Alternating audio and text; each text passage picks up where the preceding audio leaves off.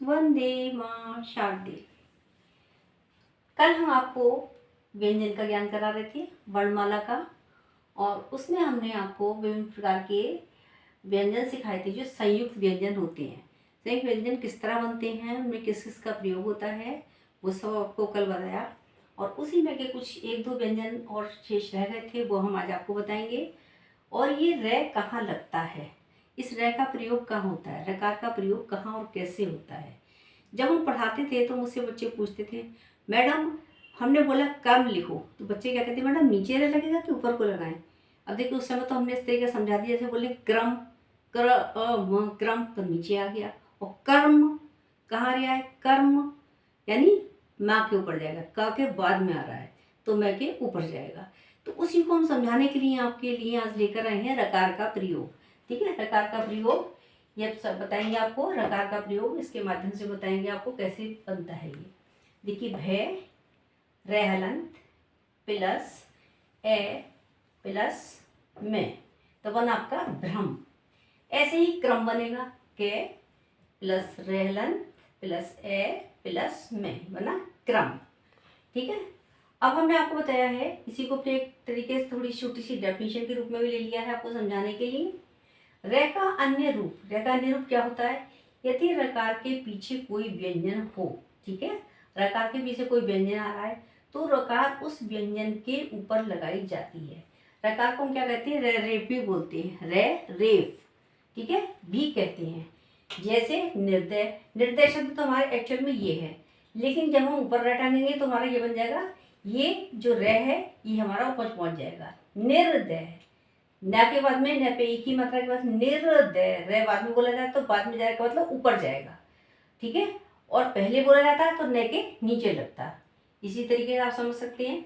ऐसे दूसरा शब्द है आपको, क रे प्लस ए प्लस में, यानी कि कर्म। कर्म इस तरीके से लिखा जाएगा और क्रम ये लिखा जाएगा। ठीक है, इसको आप अपने उच्चारण के माध्यम से भी सही कर सकते हैं और इन नियमों के माध्यम से भी इसको सही कर सकते हैं। ये नियम आप याद रखेंगे और ये आपका बोलने का उच्चारण है, इसको आप याद रखेंगे। अब आगे आपके स्वरों के भेद। ठीक है, नंबर 1 है आपका ह्रस्व स्वर यानी शॉर्ट वॉवेल्स, दूसरा है दीर्घ स्वर लॉन्ग वॉवेल्स, तीसरा है आपका प्लुत स्वर प्रोट्रैक्टेड वॉवेल्स। देखिए, ह्रस्व स्वर में आपको बहुत शॉर्ट वॉवेल्स, ज़्यादा मिलता है, शॉर्ट माने छोटा यानी कम, कम समय लगता है बोलने में, इनके उच्चारण में हमें। और जो हमारे दीर्घ स्वर होते हैं वो शॉर्ट से ज़्यादा टाइम लेते हैं बोलने में। और उसके बाद आया आपके प्लुत स्वर, यानी दीर्घ से भी जो ज़्यादा टाइम ले वो हमारे प्लुत स्वर कहलाते हैं। अब अगली वीडियो में हम आपको इनका ज्ञान कराएंगे, पूरा पूरा विस्तार पूर्वक बताएंगे, ह्रस्व का अलग, दीर्घ का अलग और स्वर का अलग। ह्रस्व स्वर, ह्रस्व स्वर क्या होते हैं, जिन स्वरों के उच्चारण में एक मात्रा काल अर्थात कम समय लगता है वे ह्रस्व स्वर कहलाते हैं। जैसे ए, ई, उ। और इसे दूसरे शब्दों में ऐसे भी समझ सकते हैं आप, छोटा आ, छोटी ई, छोटा उ। अब आइए आप दीर्घ स्वर। दीर्घ स्वर जो होते हैं वो किस तरह बोले जाते हैं, कितना समय उसमें लगता है, वो दीर्घ में पहचानेंगे आप। दीर्घ माने वैसे ही बड़ा है, पता लग रहा होगा आपको। ह्रस्व स्वरों से दुगना समय लेते हैं, यानी जितना ह्रस्व लेते हैं उससे दुगना समय दीर्घ स्वर लेते हैं। जैसे बड़ा आ, ई, उ, ए, आई, ओ, औ आदि। इन्हें दो मात्रा काल भी कहते हैं। देख रहे हैं यहाँ पे छोटा आ था, यहाँ पर बड़ा आ हो गया, इसमें ई है और यहाँ बड़ी ई हो गई, यहाँ ऊ है, यहाँ बड़ा ऊ हो गया। और वैसे भी आपकी एक आसान सी पहचान है, जो हमारे ह्रस्व स्वर होते हैं, जैसे मात्रा बच्चे को बोला जाए आपको दिन लिखना है तो बच्चा दिन लिखेगा। ठीक है, कैसे कैसे लिखेगा, दिन खींच के बोली जाती है, हमेशा छोटी मात्राएं खींच के बोली जाती हैं, यानी कम समय में बोली जाती है। जैसे दिन, और दीन लिखना है तो कैसे लिखेंगे, दीन, बड़ी की मात्रा गई, ये दीर्घ हो गया।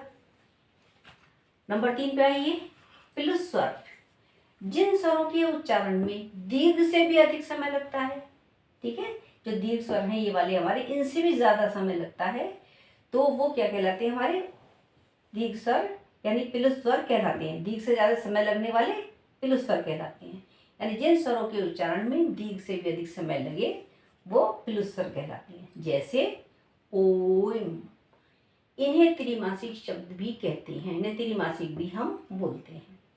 अब देखिए स्वरों के कुछ अन्य प्रकार भी होते हैं, वो मैं आपके लिए लिख दी हैं, क्योंकि ये आपके एग्ज़ाम में अक्सर पूछ लिए जाते हैं। आपके जो भी कॉम्पिटिशन्स होते हैं तो उन सब में पूछे जाते हैं। ये टेट, सुपर टेट वगैरह इत्यादि जितने भी इम्तहान होते हैं उन सब में आपको इनको पूछा जा सकता है।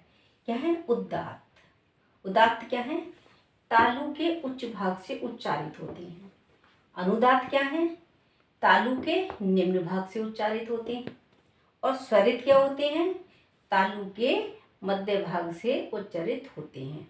ये हमारे 3 प्रकार हो गए। पूछ लिया था इसलिए हमने इनका भी आपको ज्ञान करा दिया।